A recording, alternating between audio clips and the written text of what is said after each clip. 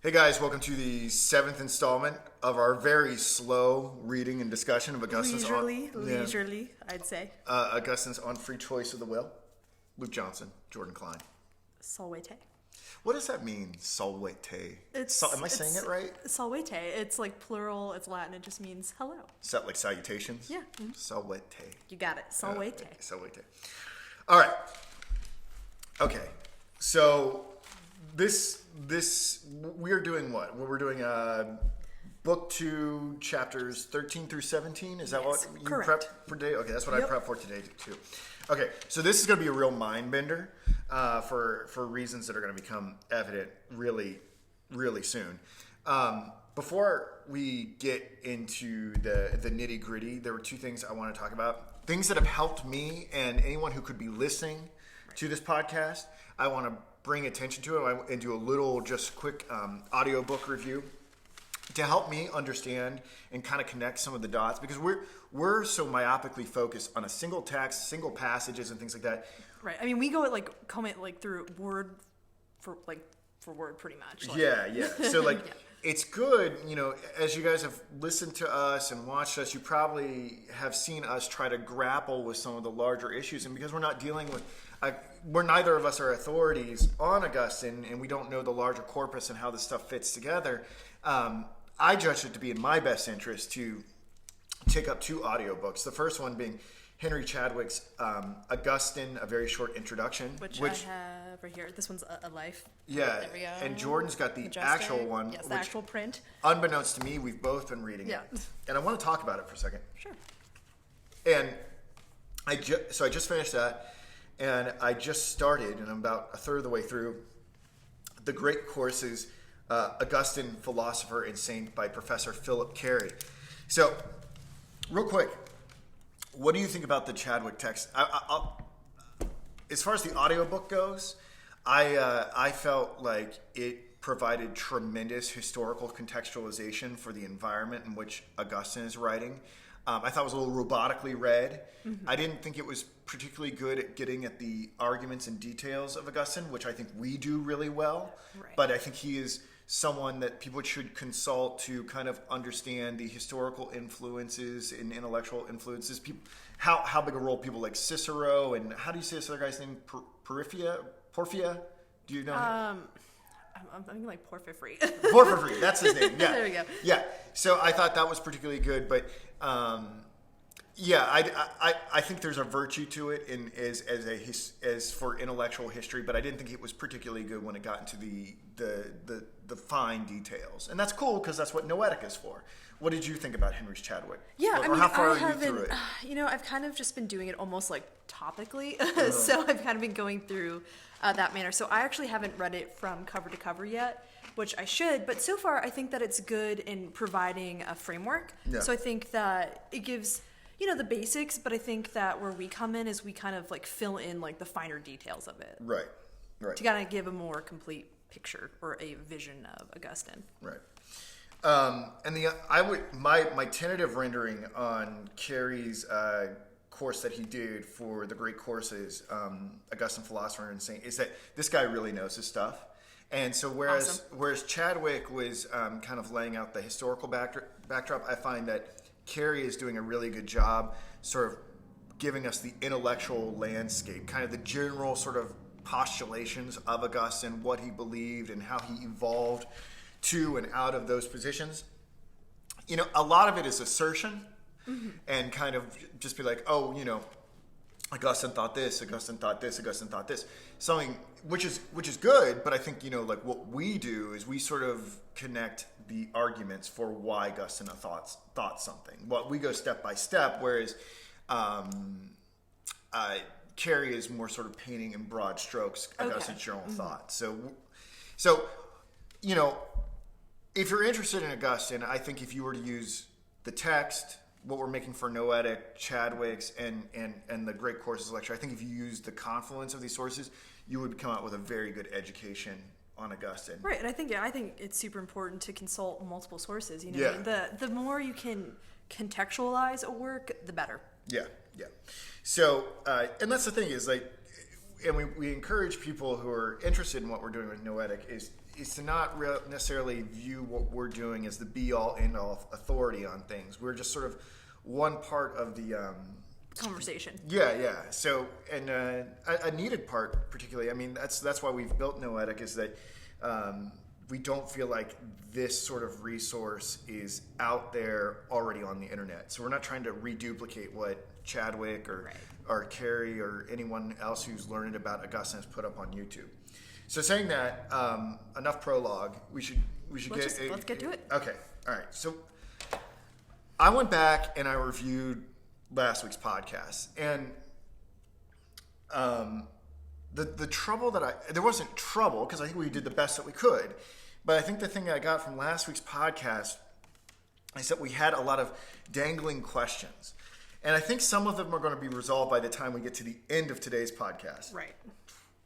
I don't know what those answers are going to be. I think we're going to work them out live, and I don't know, but I wanted to give us some material that will perhaps give us a lens to maybe start to answer some of the questions that I had. Sure. Okay. Flesh it out. Now, did you have? I'm gonna bring some of my stuff up. Did you have stuff that you wanted to cover about last podcast? Once you start, I'll probably just jump in once it comes to mind. All right. So I had 4 things, and then I'm just gonna put it out there, and then we'll go through the chapters, and then I think those things will get answered, and then we'll revisit the questions I put out. Right, and sometimes Augustine has a tendency to table things, and then so you kind of have like a question in mind, and then it unfolds like 6 chapters later. Yeah.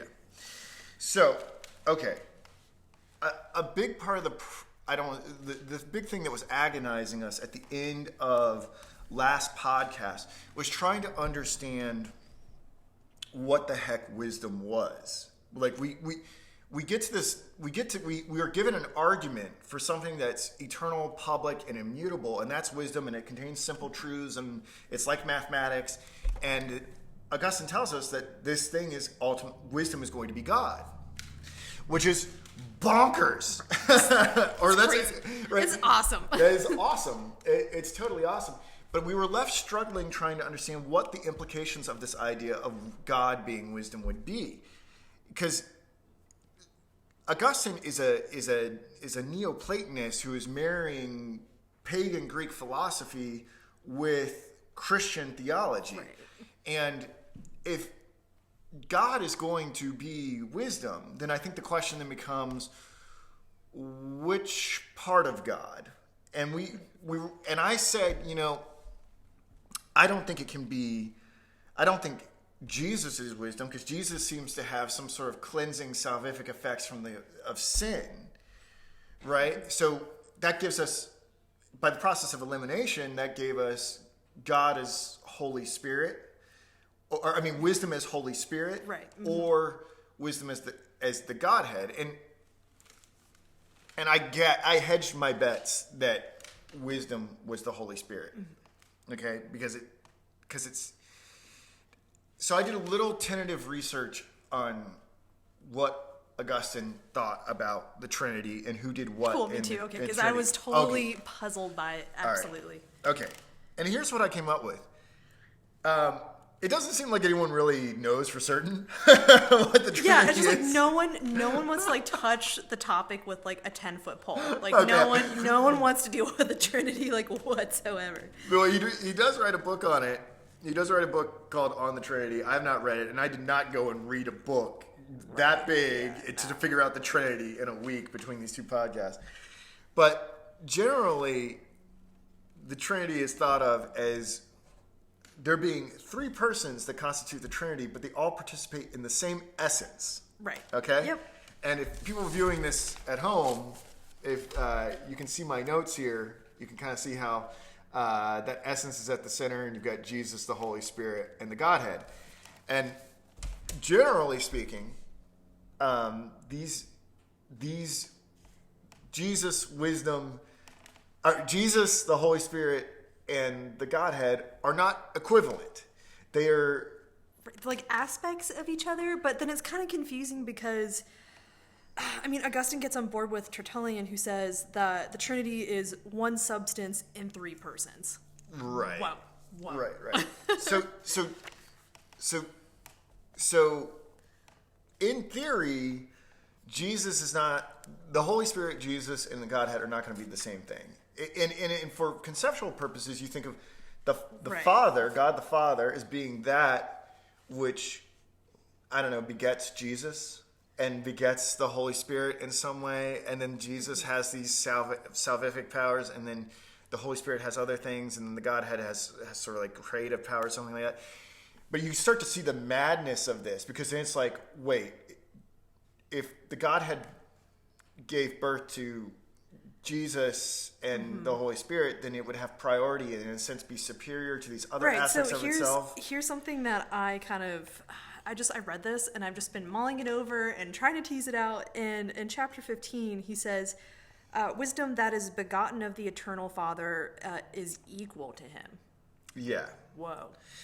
Yeah, so this is kind of madness, and I don't know if we're going to get like definitive answers on this, but I just wanted to sort of, some sources that I consulted seem to suggest that Augustine did think and would have, and that there was biblical support for thinking that the Holy Ghost is wisdom.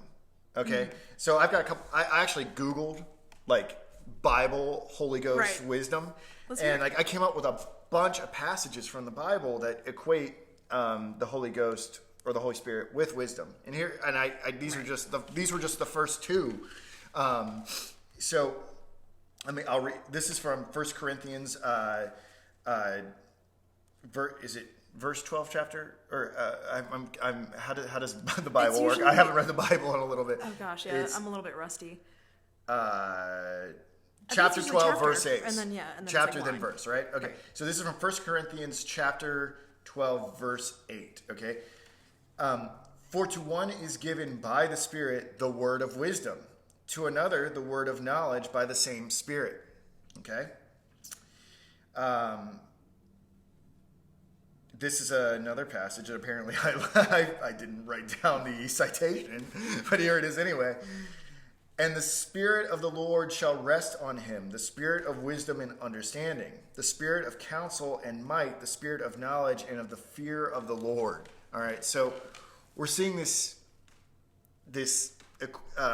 equivalence of wisdom and spirit. So there's a good, but on my way over here, listening, it gets so muddy because of the contemporaneous aspects of all the things of the Trinity.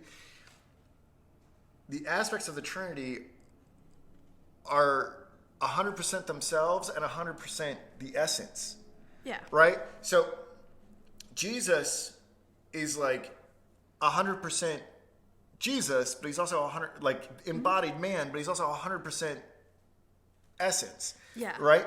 And because all the different aspects of the Trinity participate in the same essence, they would all be interpenetrating one another. So you could, and I actually think that, and from Carrie's lecture that I was listening today, that I think he actually thinks that Augustine eventually came to the point of view that Jesus was wisdom incarnate.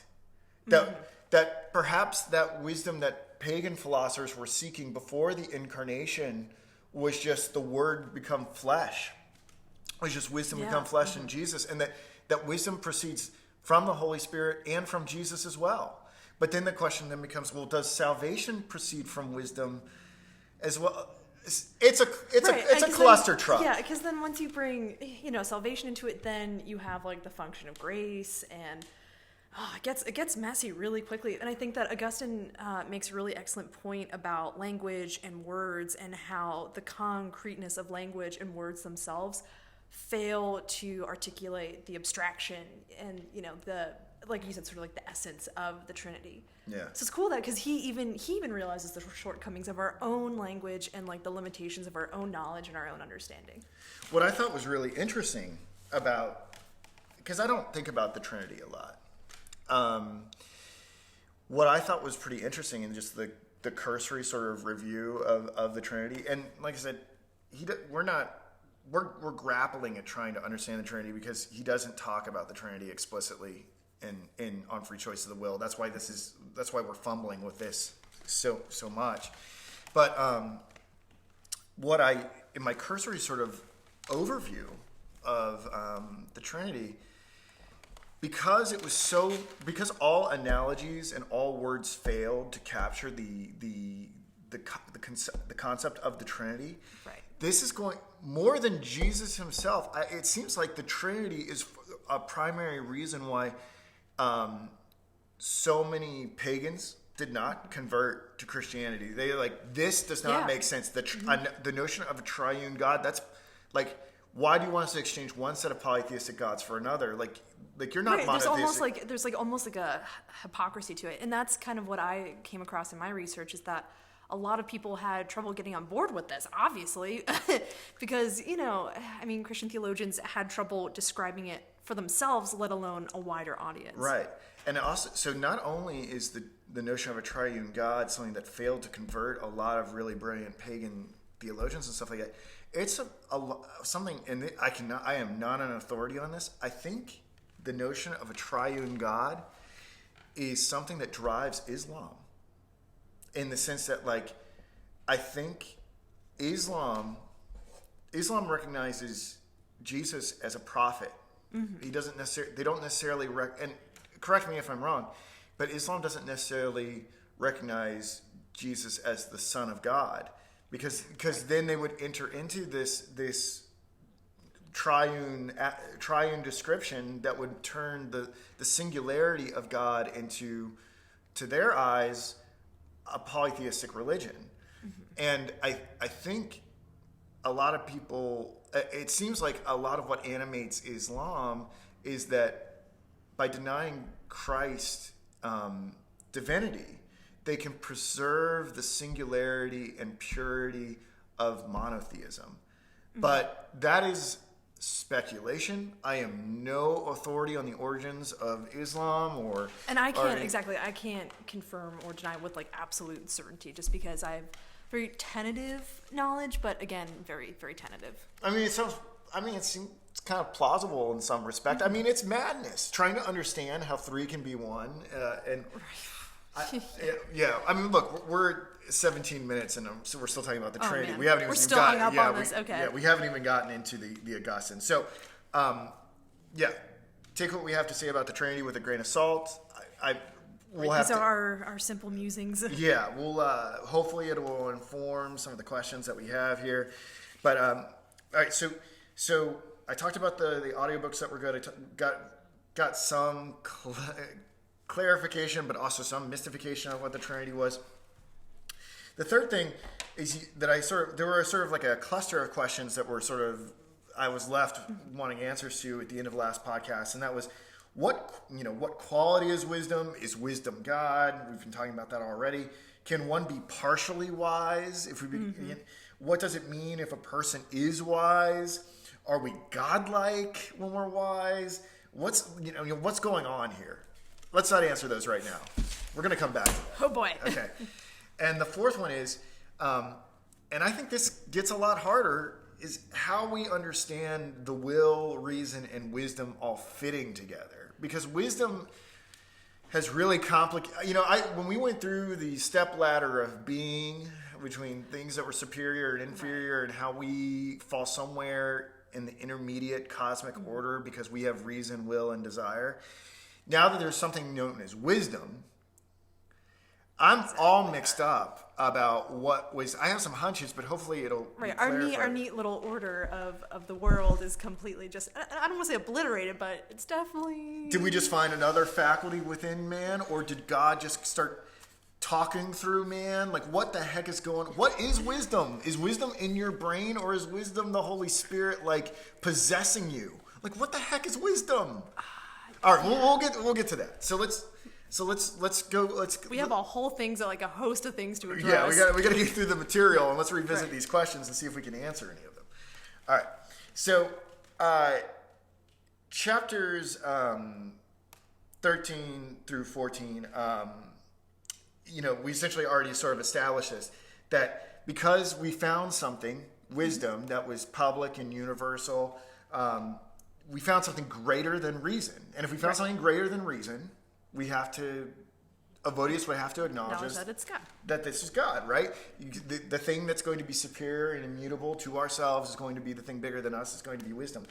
And so Evodius and Augustine, they're like, yay, we did it! We found God. Like, that's awesome. Right. I mean, who wouldn't be excited to find God? That'd be great. Exactly. Like, fantastic. So happy for you guys.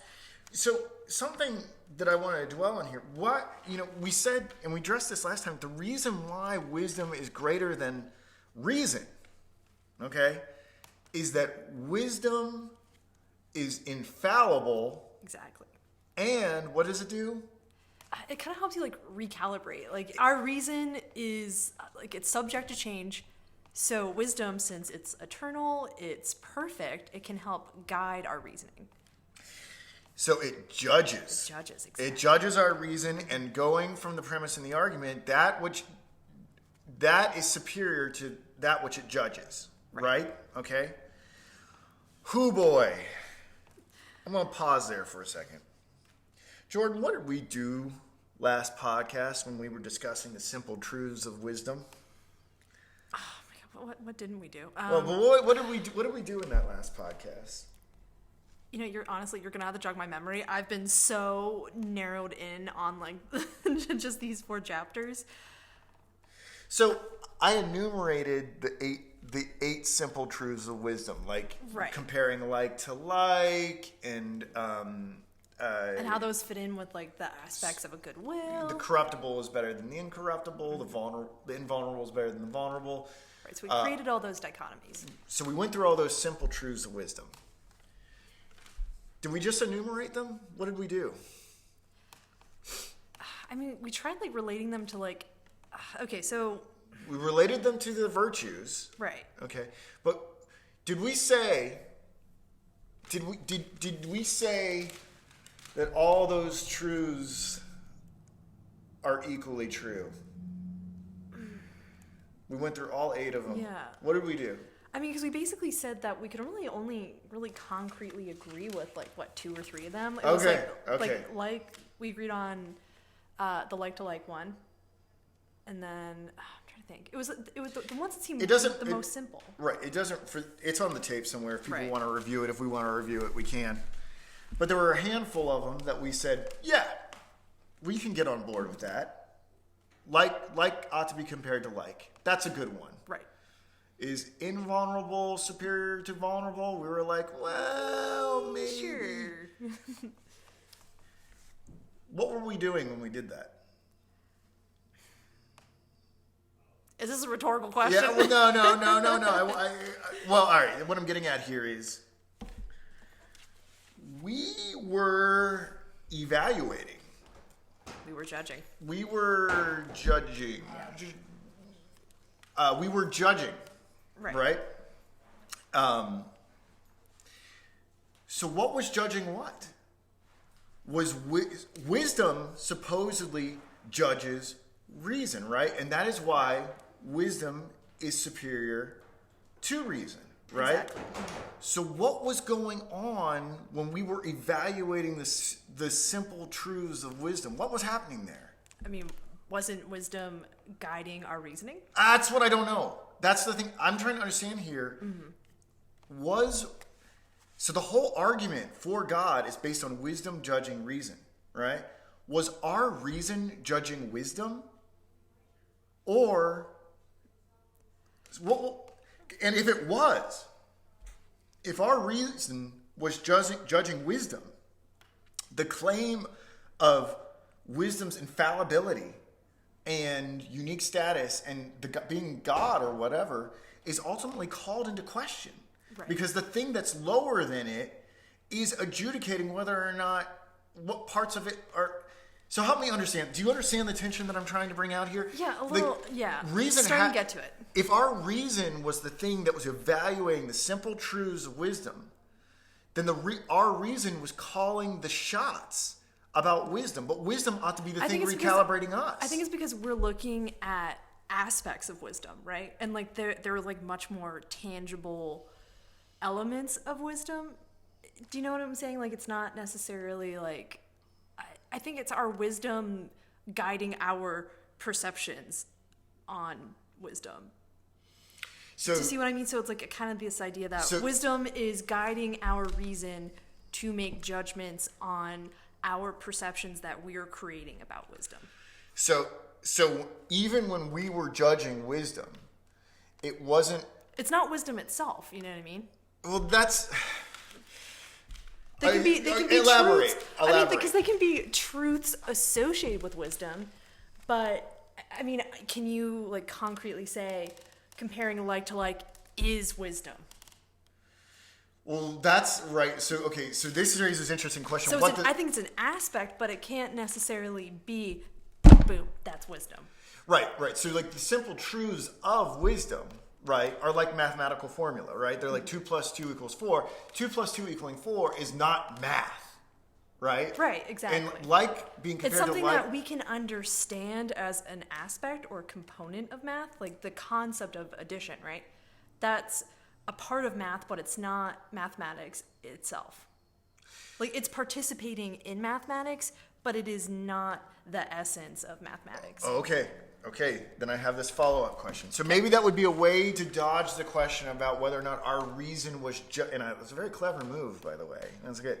But that would be perhaps that'd be a good way to get us out of this pickle of our own rational intellect judging reason or judging wisdom, and therefore, no, Luke, you're not judging wisdom. You're judging truths or aspects of wisdom.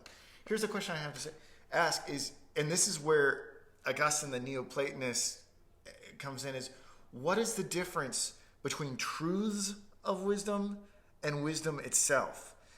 What is the difference between 2 + 2 and math itself? And I guess what we were saying, if wisdom is God, are the aspects or attributes of God separable from him? Because I think what in this, I'm getting a lot of this from the audio book lectures and things like that. I think what he's trying to say is that these simple truths of wisdom and mathematics and stuff like that, these are actually like when we elevate ourselves to them, and when we like that, we're actually getting glimpses into the mind of God. Right. Okay. So here's a passage I think that might help us. Let's see. So talking about the eye of reason, right? So once it has contemplated many and true unchangeable things with the sure eye of reason, it turns to truth itself by which all those true things are made known. So it's this idea, right? It's like the brilliance of wisdom is too, overbearing for us to take in. But if we can start contemplating things that are true, we can start turning the eye of reason towards wisdom itself and contemplate wisdom itself. So maybe what you're saying here, it would seem like, yes, these may be aspects of wisdom, but this is not concentrated wisdom. Exactly. Like if we were to keep with the sun analogy, perhaps like these beams of light that are coming into the room right now would be aspects of wisdom. Right. But if we were to stare at the sun with our finite human minds, we'd go blind because our minds can't handle it. And like that sort of thing, like, I mean, Augustine equates God with wisdom. So by our own mind and reason, can we truly and fully, like, take in God, like, and apprehend the idea of God in, like, his, like, purest form? So let's say, when we are judging aspects of wisdom, we are not judging God in its entirety. Right. We're judging, unlike with the Trinity, when we are judging where Jesus and the Holy Spirit and the Father are all 100% themselves and also 100% God, we wouldn't necessarily say, even though these simple truths of wisdom may proceed from God, but we wouldn't necessarily God is 100% in each one of them. Is that what we would say? Therefore, maybe when we judge those aspects of the thing, we're not rendering a total judgment of wisdom because we're not subjecting all God to wisdom. We're only we're judging God's fingernail. Would that does that hurt the argument if that's the case? Even if we're judging micro wisdom, like we're judging micro wisdom, if we're judging God's fingernail, does that upset the argument that wisdom recalibrates reason rather than reason recalibrating wisdom? Yeah. Did I say two things in a row at the same time? Sorry, I'm trying to follow what I'm just trying to ruminate on what you were saying. Do you understand what I'm saying? Yeah, I think, I don't know, to me, and again, I might just be taken hostage by the text. That's good. Yeah. But, I mean, I think that it's this, wisdom could almost be this, like, divine sort of enlightenment, right? So it seems to me that we can participate that in our own, within, like, to a certain capacity, you know what I mean? Yeah. And in the text, towards the end of it, I think it's chapter 17, he says that, God is attributed with all life. So everything that we experience is like from God. So it seems to me, it doesn't seem that contradictory to participate in wisdom but still be guided by it. Does that make any sense? Yeah, well, I think this is the other question, right? And this is kind of going back to... Because if we are like, like participating and like around all of his creation and his greatness, then, could it be like almost like a cosmic exchange, like going both ways of like both channels, Yeah. Well, the other thing I want to know about this is maybe... So maybe you could say that reason isn't fully judging wisdom because it can't stare. It lacks the ability to make that sort of judgment. It can't make the judgment of wisdom. Right. Whereas wisdom... Can we say reason is a tool? Right. And I think that might... I think reason is a means and a tool, but it is not it's not the solution. Yeah, which is interesting because it's reshaping what I thought reason was. I think it's a guiding principle, but we can't say that is reason is the end point. Yeah. Well, I think the interesting thing is... Right, so then the question then becomes, can you be highly reasonable but lack wisdom? Yeah, I think so. You think so? Yeah, I mean, I don't know. Like, could you be a buffoon and be really rational? Oh. Yeah, maybe when you phrase it like that. Maybe so. I don't know. I mean, yeah. I don't. But the other thing that I think maybe could get us out of this quagmire is if wisdom was somehow judging itself. Like, and I think you've alluded to this earlier. It's that when we are critiquing the simple truths of wisdom, we are actually employing wisdom. Like maybe we're using to analyze wisdom. We are actually apprehending wisdom itself. Or maybe that's the divine allowing us to assess itself. So there's no problem to the argument for wisdom and God if we're essentially tapping into the Holy Spirit and wisdom to assess itself. Right. And just not even that. I think it's just like the goodness of it. Not even just wisdom itself, but maybe, I don't know, maybe I'm just not articulating my thoughts that well.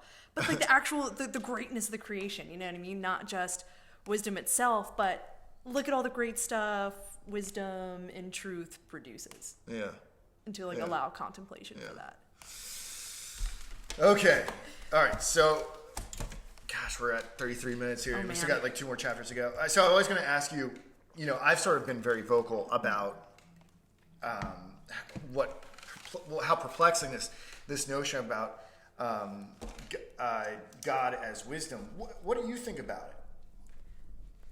I mean, I really like it. Again, I might be taken hostage by the text. I mean, because, we are so ingrained in, just like with like art and just, I always tend to picture God as like a person, like this like anthropomorphic figure. So to equate him with something that's wisdom, it's fantastic. The fact that he makes him like a total abstraction.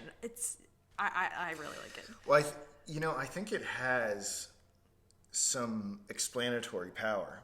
Mm-hmm. And this is super strange. I mean, so I don't mind getting confessional on these things. I don't mind being real about it. I don't think about romance very much. And I notice that is like something that a lot of young people do. They're very much in love with the concept of love. I don't think about love very much. I do enough. I think I minimally think about sex too.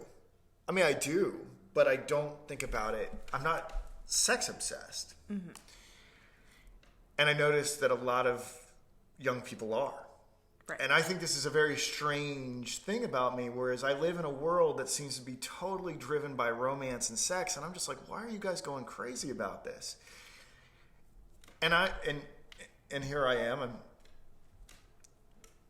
36 and no wife, no kids, and why is that? And I wonder if I take such delight in wisdom that it is sort of a purified, like the things that people are looking for in sort of love and sex or whatever, I find in wisdom, and I think Augustine did, and Plato did, and all these, I think a lot of philosophers did. Like, why is it that philosophers don't get married and don't have children?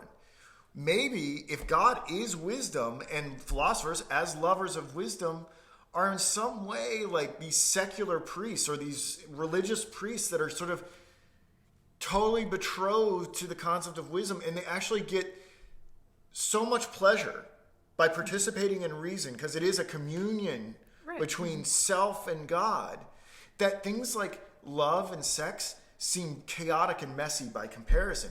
And that heaven, if you believe in a God and an afterlife and all of that, for a philosopher, just might be a conversation with God. Maybe. Yeah, I mean, it just seems like that.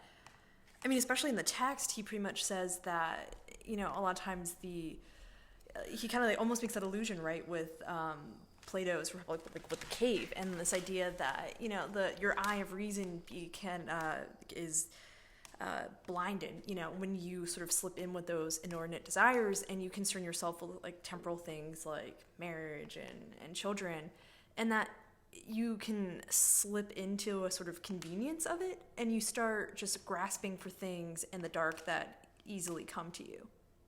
So I think there definitely is something to be said about that. Just like to your point about philosophy and it being a communion between yourself and wisdom. Like maybe you find so much satisfaction. God, and you don't find the need to dwell or participate in things or temporal things that, drive most people up the wall. Yeah, I don't like the drama. Yeah. I wonder if I revealed too much of myself. Oh well. Dr. Phil, help. So much for me getting a date. You will always be second to wisdom. Yeah. Ouch. Sorry, That's rough. I gotta go commune with God. Yeah. Okay. Okay. So the third thing I wanted to ask you is, and we've kind of talked about it a little bit, is like, what do we make about this connection of happiness and wisdom? He talks about in these chapters how wherever we see, like anything that we delight in, dancing, philosophy, or mathematics, or name some other things. I was thinking craftsmanship. I was like, oh, a vase, like that's nice. Yeah, pottery, art, acrobatics, whatever. Yeah. Right? The discerning mind, what delights us about these things, I think what Augustine is saying is that the discerning mind can see that all of the world is ordered in accordance to two things: number, mathematics, and with these wisdom, which is composed of these 8 simple truths. Then everything that we sort of take delight in, the reason why we take delight in it is that we can see number and wisdom in it, and if we meditate on it long enough, we will eventually find that our real joy is it being connected to God. Yeah, and it's like super cool that he pretty much says that let's see. Hold on, I thought I had this pretty awesome quotation. And he pretty much just says that wisdom, the beauty of wisdom speaks to us in every created thing. That's awesome, right? Which is fantastic, because even if you're mired in sort of like the temporal mess of things, if you can find the beauty in that, and if you contemplate it long enough, then you will almost like trace your steps back to God and to wisdom. Yeah. Which is super compelling. That's it's beautiful. That's why this text is so incredible. That's why I love Augustine. I mean, yeah. So, but we should make a distinction here. Is Augustine saying right here when he's talking about wisdom and number ordering everything? Is that saying that God is everywhere? Is that saying that Yeah. Is that saying that you're God and what we're doing right now is God and that dancing is God? Or is that saying that the rules that sort of govern the universe, the mathematical rules and the simple truths of wisdom, that those things are shaping creation? And that it may not be immediately obvious to us that God is everywhere, but God is sort of setting the preconditions for our appreciation of him. But he's not necessarily here in this table. And the reason why I don't think we have enough information to say right now. Right. But I think maybe it might be better to view it that way because of things that are going to be coming up as we get later into this text, specifically predestination. And it's going to get even crazier. Right. Because soon. If God is everywhere, if you are God and I am God, what could be problematic about that? Oh gosh, everything. A whole host of things could go wrong. Think back to the title of the book, right? On free choice of the will. If everything is God, then where does our autonomy come from, right? So we have to be individuated. So I think, and I'm not certain, that it might be better to think of when we say God is everywhere, that his principles are everywhere shaping creation. And this may allow some wiggle room for there to be an arc to creation where it's going, and God may knowing it in advance, because Augustine did think that God knew the future, but at the same time he thinks we're free, which you're like, holy crap! How do you reconcile those two ideas? Because they're so paradoxical. You're like, okay, well, God knowingly did this, but then he gave his free will to knowingly mess up. What? How does that work? Yeah. Okay. So I think we covered the material. Okay. Now I want to revisit our questions that we started off with. Okay. Unless there was something else you want to add. No. Okay. So some of the questions I had in that first little cluster: what quality is wisdom? Is wisdom God? Can one be partially wise? What does it mean if a person is wise? Are we God? What's going on here? I think the more so we kind of we really understand what quality wisdom is, but we do understand that wisdom is God. But what does it mean when we are being wise?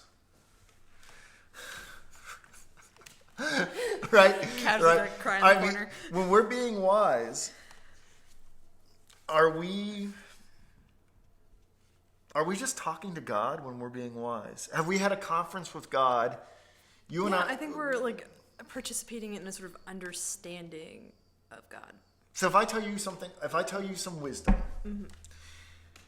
God isn't speaking the wisdom through me. It's not like I go inhabit God's mind and I become his little puppet.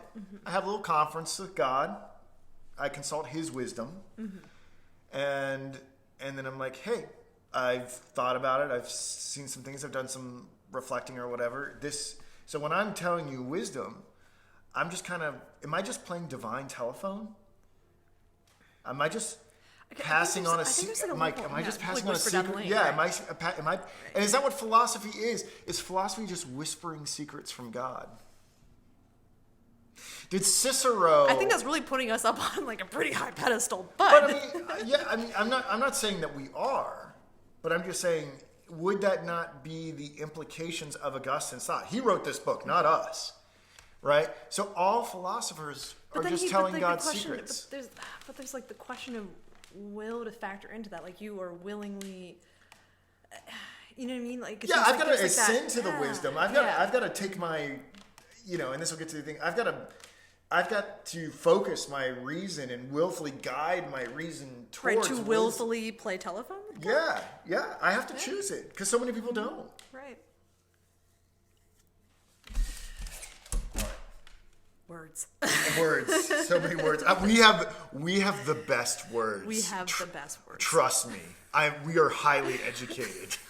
We have the best people working on this right now. The best words. We're going to bring in the best people. You're going to love it. It's going to be huge. Thank you. All right. Okay. And the last question. How do we understand will, reason, and wisdom fitting together? You talked about reason being a tool. Mm-hmm. Are you comfortable with that? I mean, that's the only way I can think about it right now until there's another maybe piece of the puzzle that we can introduce that would change my mind otherwise. But I just... What if all right, so here's a question. Yeah. So will and reason and desire, those are all things that are part of our embodiment. Mm-hmm. But on this view of wisdom as God, wisdom is not going to be a faculty right. of man, right? Wisdom is God. Right. Unless there's a part of our brain that God sits in. Like there's like a little God in you, and a little God in me, and it's like just the cartoon Devil and Angel. Yeah, like and like we listen to God or something like that. And hey, it could God microchip. Yeah, it could work that way, right? Yeah. But what if there was no God? If there was no God, there presumably be no wisdom because wisdom is God. Well, there would be no man and other. But like, can we even imagine man apart from wisdom? Is it possible to have a rational, willing, desirous individual, but does not have wisdom? How would they look different from you and me? Would they? I mean, I feel like they couldn't fully be human because we're like the form of life that has understanding, and if that understanding comes from God and there's no God, then can you fully understand? Oh, I mean, according to Augustine, without God. I don't think because wisdom is like the simple truths. Yeah. Wisdom gives us the simple truths that allow us to have any understanding. I think we wouldn't be could we even be rational? I don't even think we'd be animals. Yeah, I mean, like we would maybe have some sort of like capacity to reason, but then what's the point of having that capacity if it doesn't ultimately lead to understanding? Right. Wouldn't reason be pointless then? We'd just be like smart. If reason would be a means, right? If we basically say, okay, like reason is a mechanism by which we become understanding and wise, right? Well, we would just be like smart monkeys. We would just be like primates. We would be able to accomplish tasks, but we wouldn't understand anything. We could like maybe like exactly. Like I just think understanding is such a vital component to being a human in this text. I can't fathom humanity without it. I don't think we would be. I think we'd be a higher ape. Yeah. Okay, here's a question. Okay. Lay it on me. Right, and we're going to have to wrap it up here because it's 48 minutes. Oh, man. It's the longest Sorry, guys. 2 questions.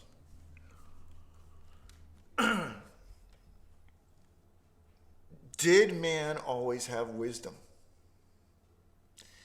It would seem like to me, from a biblical perspective and from an archaeological perspective, the answer is no. I'm purely speculating here, and now I'm going to set us off. We're going to go have to do some more research about what the heck. More Googling. Right. Did Adam, before the apple bite, have wisdom? And oh man, human history. Right. Humans have been around for like, I don't know the exact number. It's like 200,000 years. Like the Homo sapiens have been around. Mm-hmm. It varies depending on the archaeologists that you talk to. Okay. How long has human civilization been around for? Like, so Like, 10,000 years? yeah, 20 that's agriculture though. I don't know. What, 30,000 years? Oh gosh, You know more I know about I'm not ready to like posit that. Okay. But as long as we have been using tools and fire. All right. Ooh. So human ingenuity. Wait, so do monkeys have civilization? Planet of the Apes, probably. The thing I'm trying to say here is, it seems like there's a gap between when humans first evolved and when they became wise. And in that gap, this hyper intelligent ape that we're talking about, that doesn't know wisdom and doesn't know God, that's what man was for maybe the majority of man's existence on the planet. Yeah. And maybe Adam was just a hyper intelligent ape, because before he ate the apple, right? Yeah. The apple gave him godlike powers, right? Of good and evil. Ooh, And- I gotta revisit that story. I gotta revisit this stuff. I gotta brush up on my basic biblical stories. Well, Man, maybe we should just today that's our show. pause. That's it. That's it, and we're done. We learned a lot of things today, or didn't learn things. Actually, you know what? Civilization is pretty much the start of agriculture. Says who? Most anthropology textbooks. I just remember that. That's a whole other philosophical matter. I would think language would have a big part in reason, or wisdom, or civilization. All right, we gotta end this. We gotta go. All right, bye. Bye, everyone.